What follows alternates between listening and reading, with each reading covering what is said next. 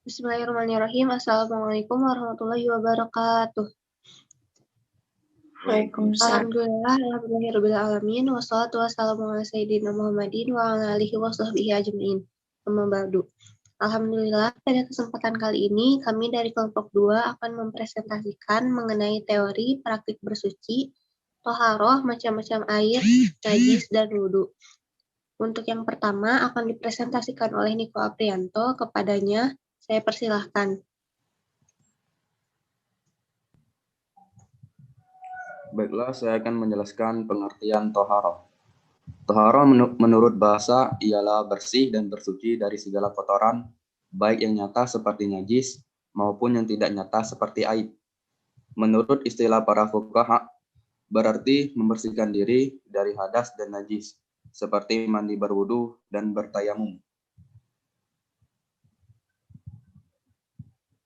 Macam-macam toharoh. 1. Bersuci dari dosa atau bertobat. Bertobat kepada Allah yang merupakan toharoh ruhaniyah, juga sebagai metode mensucikan diri dari dosa-dosa yang besar maupun yang kecil kepada Allah. Ciri-ciri taubat nasuha adalah 1. Menyesal dengan perbuatan yang telah dilakukan. 2. Berjanji tidak akan mengulanginya. 3. Selalu meminta ampunan kepada Allah dan berzikir. 4. Berusaha terus-menerus untuk memperbaiki diri dengan memperbanyak perbuatan baik dengan mengharap keridhaan dari Allah Subhanahu wa Ta'ala.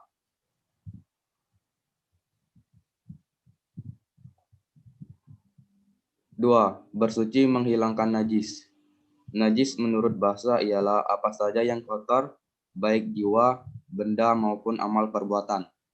Sedangkan menurut fuqaha berarti kotoran atau yang berbentuk zat yang mengakibatkan sholat tidak sah. Adapun benda-benda najis sebagai berikut: bangkai, kecuali bangkai ikan dan belalang, darah, babi, homer dan benda cair apapun yang memabukkan, wadi dan mazi, kencing dan kotoran atau tinja manusia maupun binatang, anjing, susu binatang yang haram dimakan dagingnya, serta muntahan dari perut.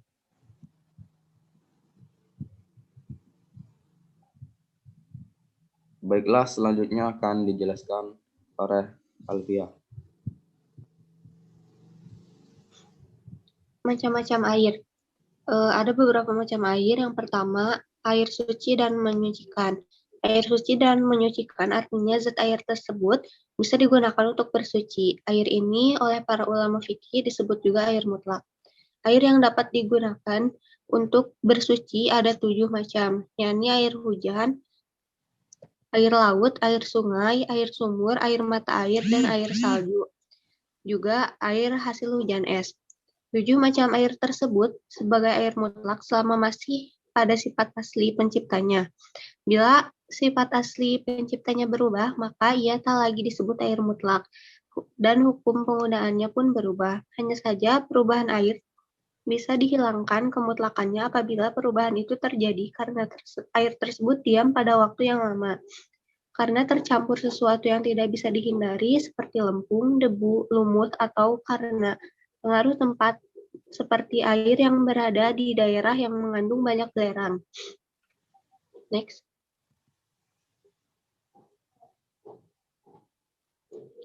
Dua, air musyamas. Air musyamas adalah air yang dipanaskan di bawah terik matahari dengan menggunakan wajah yang terbuat dari logam selain emas dan perak, seperti besi atau tembaga. Air ini hukumnya suci dan menyucikan, hanya saja makruh bila dipakai untuk bersuci. Namun, air ini tidak makruh dipakai bersuci apabila telah dingin kembali. Yang ketiga, ada air suci namun tidak menyucikan. Air ini zatnya suci namun tidak bisa dipakai untuk bersuci, baik bersuci hadas maupun dari najis. Ada 2 macam air yang suci namun tidak bisa digunakan untuk bersuci. Yang pertama, air mustamal. Air yang telah digunakan untuk bersuci, baik menghilangkan hadas seperti wudhu dan mandi, ataupun untuk menghilangkan najis bila air tersebut tidak berubah dan tidak bertambah volumenya setelah terpisah dari air yang terserap oleh barang yang dibasuh. Air mustamal ini tidak bisa digunakan untuk bersuci apabila mencapai 2 kula. Sedangkan bila volume air tersebut mencapai 2 kula, maka tidak disebut sebagai air mustamal dan bisa digunakan untuk bersuci. Yang kedua, ada air mutaghiyar. Air yang mengalami perubahan, salah satu sifatnya disebabkan tercampur dengan barang suci yang lain dengan perubahan yang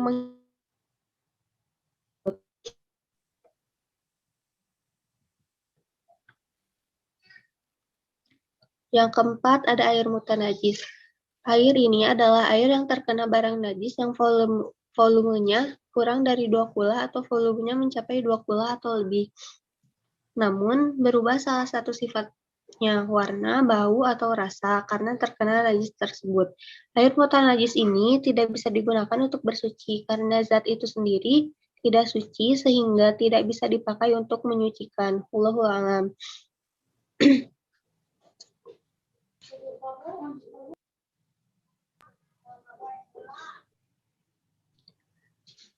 Selanjutnya, pengertian najis. Di lain arti, najis itu sendiri adalah kotor. Maka, kotor merupakan keadaan yang tidak bersih, baik tempat, pakaian, badan, ataupun benda. Dilihat dari segi asal-muasalnya, kotor terbagi dua. Yang pertama, kotor dari benda suci, seperti pakaian terkena makanan. Yang kedua, kotor dari benda najis, seperti pakaian yang terkena darah. Baik najis maupun kotor berasal dari benda hewan ataupun makanan harus sama-sama dibersihkan. Mengingat kebersihan merupakan syarat sah sholat dan agar tidak menghindari kita dalam beribadah.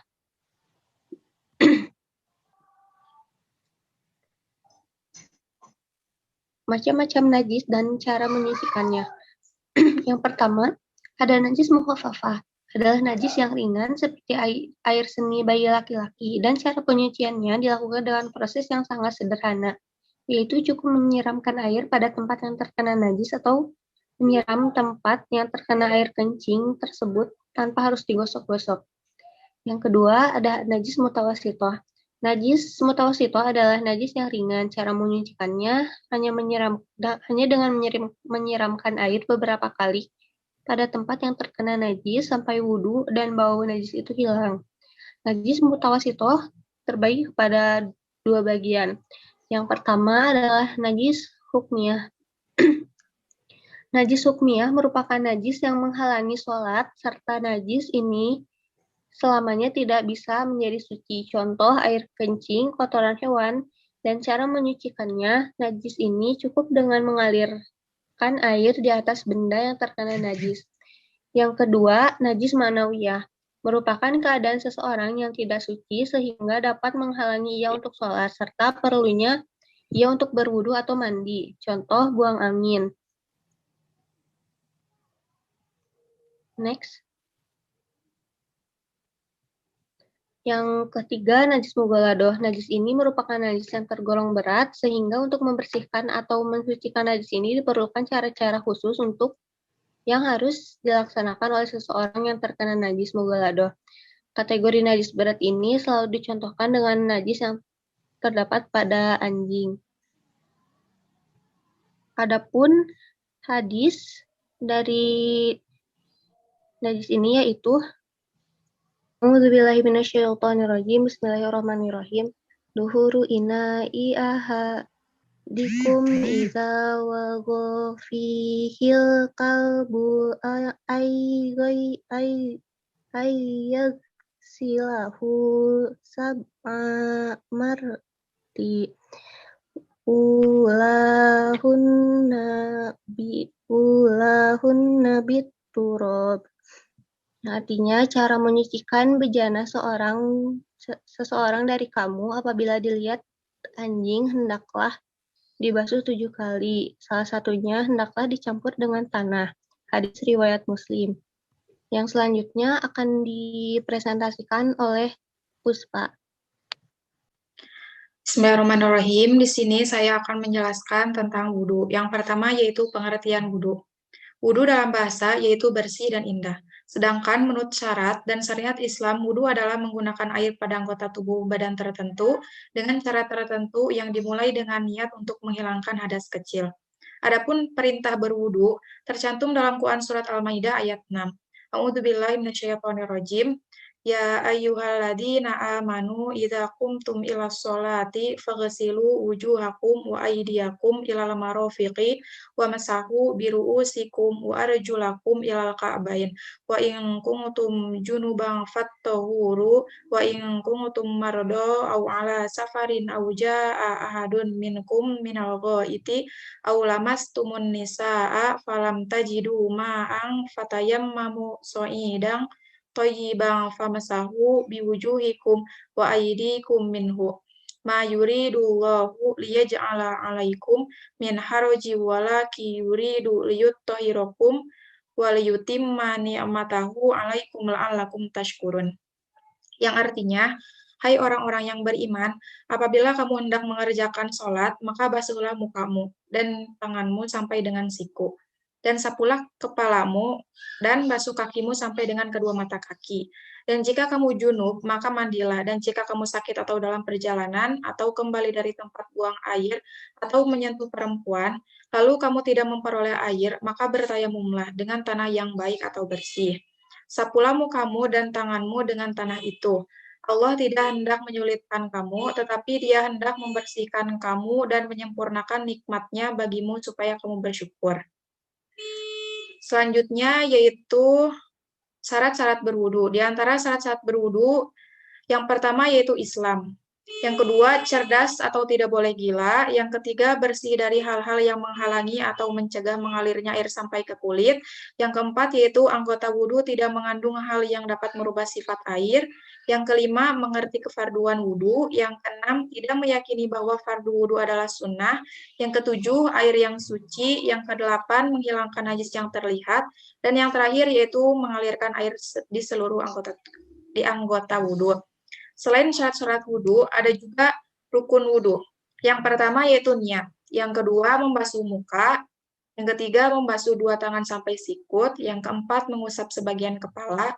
Yang kelima, membasuh kaki sampai mata kaki. Dan yang terakhir yaitu tertib atau secara berurutan. Adapun hal-hal yang disunahkan dalam berwudu, yang pertama yaitu membaca basmalah.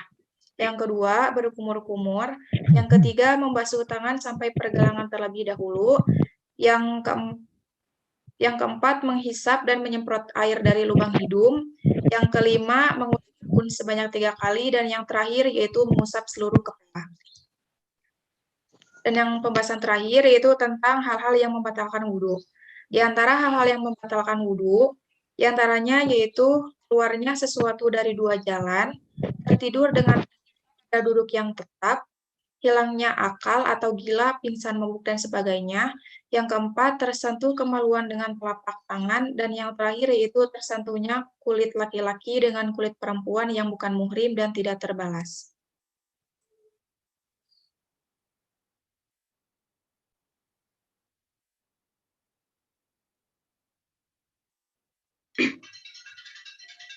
Baik, sekian dari kelompok kami.